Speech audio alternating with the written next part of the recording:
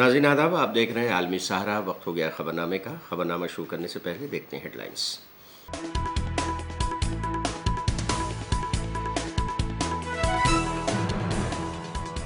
मरकजी बजट की तैयारियां शुरू। पीएम मोदी ने माहिरीन इक़्तिसादियात के साथ की मीटिंग। वजीर खजाना भी मीटिंग में शामिल। हरियाणा असेंबली इंतखाबात की तैयारियां शुरू। INLD और BSP ने एक साथ इलेक्शन लड़ने का किया ऐलान। ब्रिजभूषण सिंह जिनसी हिरासानी के मामले में हुई समाअत। गवाहों का बयान दर्ज कराने के लिए समन जारी। 26 जुलाई को अगली सुनवाई। मुनक नहर का पुश्ता टूटने से बबाना की JJ कॉलोनी ज़ेरे आब।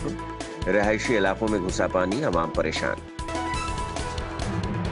और पेशावर एयरपोर्ट पर सऊदी अरब एयरलाइंस में लगी आग। सभी मुसाफिरों को निकाला गया महफूज। कुछ मुसाफिर हुए जख्मी।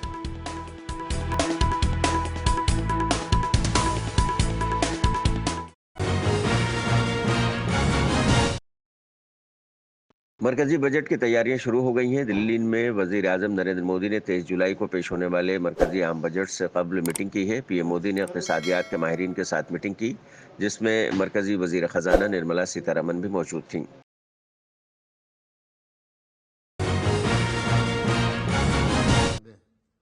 हरियाणा असेंबली इंतखाबात की तैयारियां शुरू हो चुकी हैं। चंडीगढ़ में हरियाणा असेंबली के लीडर अपोजिशन और कांग्रेस लीडर भूपेंद्र सिंह हुड्डा ने कहा कि लोकसभा इलेक्शन में जो इशारे मिल चुके हैं उससे साफ है कि हरियाणा की 36 बिरादरी फैसला कर चुकी है कि आने वाली सरकार कांग्रेस पार्टी की होगी। 90 हलकों में बीजेपी का वोट कम हुआ है और कांग्रेस का वोट बढ़ा है, और किसी रियासत में ऐसा नहीं हुआ है जो हरियाणा में हुआ है। जो संकल्प लिए हैं हमने, जो ऑलरेडी अनाउंस किए हैं, वो भी घर घर तक पहुंचाएं। क्योंकि ये सवाल जरूर पूछेंगे लोग कि भाई ठीक है, इनने तो हरियाणा को पिछाड़ दिया। जो प्रदेश प्रति व्यक्ति आए, प्रति व्यक्ति निवेश में, नौकरी देने में, कानून व्यवस्था में, खेल खिलाड़ियों में नंबर 1 था, आज बेरोजगारी में, महंगाई में, अपराध में, आज दिवाला पीटने के काबिल हो गया, फाइनेंशियल पोजीशन में प्रदेश पिछाड़ दिया। लेकिन कांग्रेस की सरकार बनेगी तो आप क्या करेंगे, सवाल पूछेंगे जब जो हमारे साथी जाएंगे। तो संकल्प जो हम बता चुके, मोटे मोटे 5 से 8 पहले आपको दे चुके हैं, वो संकल्प लेके जाएंगे, उनके विचार लेके जाएंगे, और जो फिर वो देंगे फिर उनको मैनिफेस्टो में डालने का करेंगे, जो भी वो मुनासिब होगा। ये कार्यक्रम है और सभी लेवल के साथी इन्वॉल्व होंगे इसमें। और उसी के लिए 14 तारीख है सोनीपत में, 14 तारीख को सोनीपत में चाहे PCC के मेंबर हों, चाहे AICC के मेंबर हों, विधायक हैं, पूर्व विधायक हैं, जो भी कांग्रेस से जुड़े हुए हैं, हर लेवल के कार्यकर्ता को, चाहे वो काउंसलर हैं, चाहे सरपंच हैं, चाहे उसके सबके सभी को जो इस कार्यक्रम में इन्वॉल्व करेंगे, उनको बाकायदा ये चीज हम देंगे। Haryana assembly election Indian National Lok Dal और बहुजन समाज पार्टी ने एक साथ लड़ने का फैसला किया है। INLD के लीडर अभय सिंह चौटाला ने कहा कि हम हरियाणा में अपनी अपनी सियासी पार्टियां बनाने वाले लोगों को साथ लाएंगे जो बीजेपी और कांग्रेस दोनों के खिलाफ हैं, और हम एक ऐसा महाज बनाएंगे जिसमें लोगों का भरोसा बढ़ेगा और आने वाले वक्त में इस रियासत में इत्तेहाद की सरकार बनेगी। BSP के नेशनल कोऑर्डिनेटर आकाश आनंद ने कहा कि हरियाणा की जनता ने JJP, BJP और कांग्रेस तीनों को वोट डालकर देखा। तीनों ने काफी लंबे वक्त तक सरकार चलाई है, लेकिन लोगों में बहुत गुस्सा है। अब तीनों ने सत्ता चलाई है, सरकार चलाई है काफी लंबे समय तक, और अगर आप गांव-गांव में घूमेंगे और लोगों से बातचीत करेंगे तो आपको मालूम होगा कि किस तरह यहाँ पे लोगों में कितना गुस्सा और कितना आक्रोश है, कि किस तरह उनकी बातें नहीं सुनी गई, किस तरह उनके लिए काम नहीं किया गया। जैसा चौटाला जी ने बताया, अभय चौटाला जी ने बताया है कि यहाँ पे सरकारों में कितनी कमियां रही हैं, तो उन्हीं मुद्दों को लेके हमें लगता है कि गठबंधन की सरकार यहाँ पर बहुत अच्छा रिजल्ट दे पाएगी। जी देखिए, जैसे आपको पहले बताया था, नहीं देखिए बिल्कुल पहले आपको जैसे बताया था कि जो गठबंधन जाता है वो दो फैमिलीज का एक रिश्ता होता है, दो राजनीतिक दलों का एक रिश्ता होता है। जब कोई चीज कंफ्यूजन में रहती है या कोई कंसर्न आती है तो वो आपस में बात करके ही डिसीजन लिया जाता है। तो पहले भी आपस में बात करके डिसीजन लिया था, पर इस बारी हमें पूरा भरोसा है, पूरा कॉन्फिडेंस है कि इस बारी हम नई सारी खाली चुनाव लड़ेंगे जबकि सरकार भी बनाएंगे। जी, काबिज हो चुके। आज देश केवल 2-3 लोगों के हाथ में चला गया, अंबानी जी के, अडानी जी के, जिन्होंने इस देश को लूटने में कोई कसर नहीं छोड़ी। अब नए सिरे से कैसे इस देश को इनके चुंगल से बचाया जाए, इसके लिए, क्योंकि अभी 4-5 जगह स्टेटों में अलग अलग चुनाव हैं,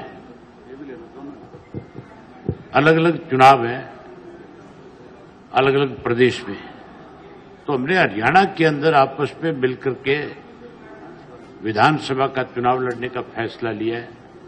और मुझे पूर्ण उम्मीद है कि अब इस विधानसभा के चुनाव के अंदर लोगों की इच्छा के अनुरूप आज आम आदमी की भावना है कि भारतीय जनता पार्टी जो 10 साल से इस प्रदेश को लूट रही है उसको सत्ता से बाहर किया जाए, और कांग्रेस पार्टी जिसने पहले 10 साल इस प्रदेश को लूटने का काम किया है उसको सत्ता से दूर रखा जाए। इसलिए हमने आपस में यह फैसला किया कि न केवल बहुजन समाज पार्टी और इंडियन नेशनल लोकदल पार्टी दोनों मिलकर के विधानसभा का चुनाव लड़े, बल्कि और अन्य जो हरियाणा के अंदर जिन्होंने अपने अपने राजनीतिक दल बना रखे हैं, जो भाजपा और कांग्रेस दोनों के अगेंस्ट है, दोनों के खिलाफ है, हम उन लोगों को भी अपने साथ लेकर के एक फ्रंट खड़ा करेंगे जिसमें लोगों का और ज्यादा विश्वास बढ़ेगा और आने वाले समय में गठबंधन की सरकार इस प्रदेश के अंदर बनेगी।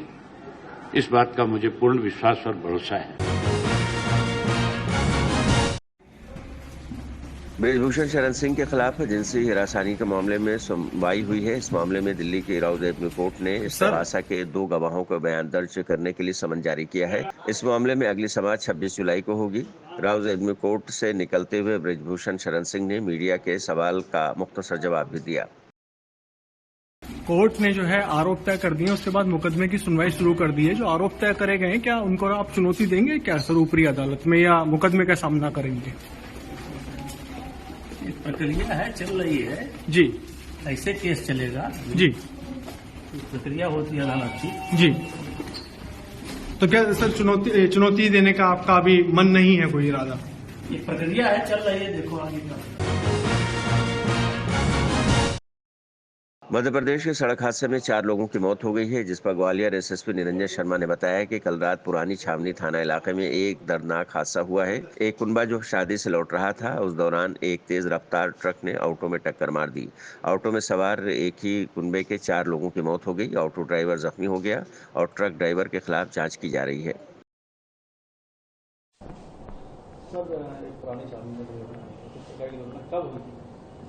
कल रात्रि में जो है पुरानी छावनी थाना क्षेत्र में जो है एक दर्दनाक एक्सीडेंटल हादसा हुआ है। एक परिवार जो है शादी समारोह से लौट रहा था, बामोर जा रहा था, मालनपुर से आ रहा था और बामोर जा रहा था, बामोर के रहने वाले थे। पुरानी छावनी के पास में एक ट्रक चालक द्वारा तेज गति लापरवाही से चलाकर ऑटो में टक्कर मारी, तो ऑटो में सवार जो चारों एक ही परिवार के लोग थे, उनकी डेथ हो गई है। पुलिस द्वारा तत्काल मौके पर जाकर मृतक जनों को सुरक्षित निकाला और उनको हॉस्पिटल में भिजवाया गया और ट्रक चालक के विरुद्ध जो है अपराध पंजीबद्ध कर विवेचना की जा रही है। ऑटो चालक जो है वो घायल था, सीरियस था, उसको हॉस्पिटल में भर्ती करवाया गया।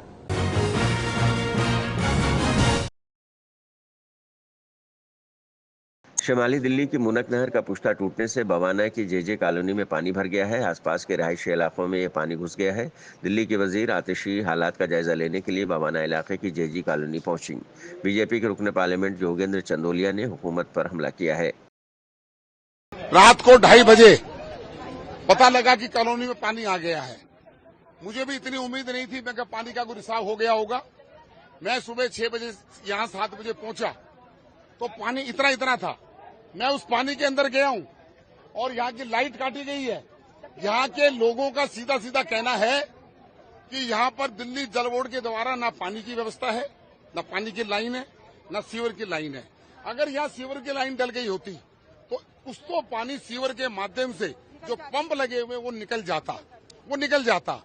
मैं यहाँ 9 बजे तक था, 9 बजे तक एक भी ये जो पानी का निकासी का काम हो रहा है, एक काम नहीं हुआ था।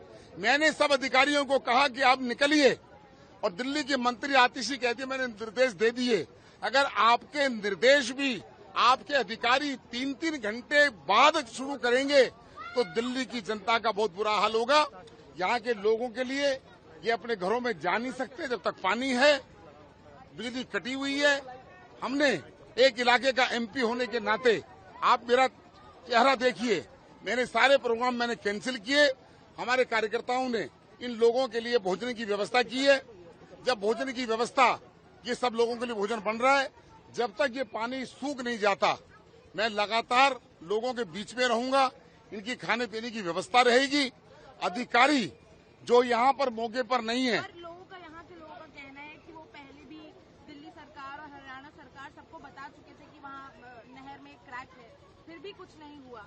क्या सच में ये बात सच है? देखिए, दिल्ली सरकार के जल बोर्ड के अधिकारियों को जब लोगों ने शिकायत की तो उनको संज्ञान में लेना चाहिए था। हरियाणा सरकार मूनक नहर का सारा व्यवस्था देखती है, लेकिन हर व्यक्ति को पता है कि अगर पानी का रिसाव हो रहा है तो जल बोर्ड को ही कहेगा। जल बोर्ड के जो एक्सीएन थे, एससी थे, एई थे, जेई थे, अगर उन्होंने इसका संज्ञान नहीं लिया तो उनके ऊपर कोई न कोई कार्रवाई होनी चाहिए कि उन्होंने इतना बड़ा त्रासदी यहाँ पर करवा दी। तो मेरा ये मानना है, अभी आरोप प्रत्यारोप की बात नहीं है। मैं फील्ड के अंदर एमपी होने के नाते सड़क में हूँ, पानी के अंदर हूँ। आतिशी जी भी आने वाली है दौरा करने यहाँ का। आतिशी जी क्या दौरा करने आएंगी? तो तब आएंगी जब ये पानी के पंप लग गए होंगे। आतिशी अच्छा होता वो आती तो यहाँ उससे पहले एक लगे होते। उन्होंने देख लिया सारी दुकान सज गई है, और अभी तक आतिशी तो आएंगी, वो तो मंत्री हैं। यहाँ के एमएलए गायब हैं। वो अपने एमएलए को भी कंट्रोल नहीं कर सकती। वो मुझे नहीं लगता कि आतिशी जी आएंगी। आतिशी जी आएंगी तो उल्टे सीधे आरोप लगाएंगी, जो उनकी आदत हो गई है। बंद कमरों में बैठकर राजनीति करती हैं, अधिकारियों को कमरे में निर्देश देती हैं। तो मेरा ये कहना है, उनका आना और ना आना ये सारे लोग जानते हैं कि सुबह से लोग कौन हैं। हम निगरानी रखे हुए हैं। जितने भी आज मेरी मीटिंग थी, सारी मीटिंग मैंने कैंसिल की है कि जब तक ये पानी की निकासी नहीं हो जाएगी तब तक मैं जनता के बीच में रहूंगा। तो अब हमने जो सारा पानी दूसरी सब ब्रांच में डाइवर्ट कर दिया है, तो आज शाम तक इन तीनों वाटर ट्रीटमेंट प्लांट्स, जिसमें हैदरपुर, बवाना और नोंगलोई, इसमें वाटर प्रोडक्शन नॉर्मलाइज हो जाएगा। द्वारका वाटर ट्रीटमेंट प्लांट में सारा पानी सीएलसी से ही जाता है, इसलिए जब तक सीएलसी में फ्लो रिज्यूम नहीं होता है तब तक Dwarka water treatment plant affected रहेगा। इसलिए द्वारका में कल सुबह की भी पानी की सप्लाई अफेक्टेड रहेगी। हमें उम्मीद है कि कल शाम तक द्वारका में पानी की सप्लाई रिज्यूम हो जानी चाहिए। इस मुनक कनाल की दीवार टूटने की वजह से यहाँ से जो पानी है वो निकलकर बवाना के इलाकों में गया है। जेजे कॉलोनी में काफ़ी जगह पानी भरा है। अब पानी भरना बंद हो गया है क्योंकि हरियाणा से हमने पीछे से फ्लो बंद करा दिया था। अब वहाँ पर साइट पर दिल्ली की सारी जो एजेंसीज हैं, चाहे वो डीडीए हो, चाहे वो एमसीडी हो, चाहे वो पीडब्ल्यूडी हो, सारी एजेंसीज मिलकर अब पानी को पंप आउट कर रही हैं और ड्रेन्स में उनको पंप आउट किया जा रहा है। पानी का लेवल धीरे धीरे अब नीचे जा रहा है। हमें उम्मीद है कि आज शाम तक बवाना जेजे कॉलोनी की भी सिचुएशन नॉर्मलाइज हो जानी चाहिए। वहाँ पर हमने पानी भरने की वजह से जो बिजली की सप्लाई है उसको काट दिया है, क्योंकि इलेक्ट्रिक्यूशन का बहुत सीरियस रिस्क रहता है। जैसे ही वाटर लॉगिंग खत्म होगी बिजली को रिस्टोर कर दिया जाएगा। हमारे विधायक जय भगवान उपकार जी वहाँ पर मौके पे मौजूद हैं और वहाँ पर लोगों को जो भी सहयोग चाहिए वो हम दे रहे हैं। एक बार ये इमरजेंसी सिचुएशन पूरी हो जाए उसके बाद हम हरियाणा इरिगेशन डिपार्टमेंट के साथ मिलकर एक प्रॉपर इंक्वायरी भी करेंगे कि ये कनाल ब्रीच क्यों हुआ। हालांकि ऐसे ब्रीच के इंसिडेंट एक लास्ट ईयर भी हुआ था, सोनीपत के पास एक जगह दीवार ब्रीच हुई थी। तो एक बार ये एक प्रॉपर इंक्वायरी भी की जाएगी, एक बार ये पूरा रिपेयर का काम पूरा हो जाए कि इस ब्रीच का कारण क्या है। यहाँ पर दिल्ली जल बोर्ड की, हरियाणा इरिगेशन की पूरी टीम लगी हुई है जल्द से जल्द रिपेयर के लिए, और बवाना में एमसीडी, डीडीए और दिल्ली जल बोर्ड और पीडब्ल्यूडी की टीम्स लगी हुई हैं कि आईसीसी चैंपियंस ट्रॉफी के हवाले से अहम खबर सामने आई है। जराये के मुताबिक हिंदुस्तानी क्रिकेट टीम के 2025 के आईसीसी चैंपियंस ट्रॉफी के लिए पाकिस्तान जाने की उम्मीद नहीं है। बीसीसीआई आईसीसी से दुबई या श्रीलंका में मैच कराने के लिए कहेगा।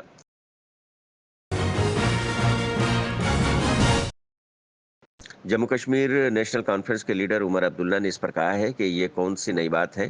काफ़ी सालों से दोनों मुल्कों में मैच नहीं खेला है। टूर्नामेंट के लिए न जाना बीसीसीआई का अपना फैसला है। मैंने हमेशा कहा है कि इन दोनों मुल्कों में बेहतर रिश्ते कायम करना सिर्फ हमारे मुल्क की जिम्मेदारी नहीं है। अगर बेहतर रिश्ते बनाने हैं तो इसमें पाकिस्तान की भी जिम्मेदारी बनती है। को कैसे देखते हैं आप? बीसीसीआई ने अब India Pakistan cricket India team जो है वो पाकिस्तान चैंपियंस ये कौन सी नई बात है? ये कौन सी नई बात है? अभी काफ़ी साल हो गए हमने बायलैटरल एक दूसरे के मुल्कों में नहीं खेला है। अब टूर्नामेंट के हवाले से अगर इंडिया की टीम नहीं जाएगी तो ये बीसीसीआई का अपना फैसला है। मैंने हमेशा कहा है कि इस मुल्क में और इन दोनों मुल्कों के दरमियान बेहतर रिश्ते कायम करने में जिम्मेदारी सिर्फ हमारे मुल्क की नहीं है। अगर इस मुल्क में बेहतर रिश्ते इन दोनों मुल्कों के दरमियान बेहतर रिश्ते बनाने हैं तो इसकी बहुत ज़्यादा जिम्मेदारी जो है पाकिस्तान की भी बनती है। जिस तरह के हमले हो रहे हैं वो नहीं होने चाहिए, जिस तरह का माहौल बना हुआ है वो नहीं बनना चाहिए। पाकिस्तान को भी अपना इसमें रोल अदा करना होगा कि मुल्क के दोनों मुल्कों के दरमियान जो ताल्लुकात हैं वो बेहतर रहें। फलस्तीनियों के अमवात का सिलसिला लगातार जारी है। इजराइल, अमेरिका और मिस्र के वफूद का गजा में जंगबंदी पर मुज़ाकरात भी जारी है, लेकिन दूसरी जानिब गजा में हलाकतों की तादाद 38,295 हो गई है, जबकि 88,241 अफराद इस महसूर पट्टी में जख्मी हो चुके हैं।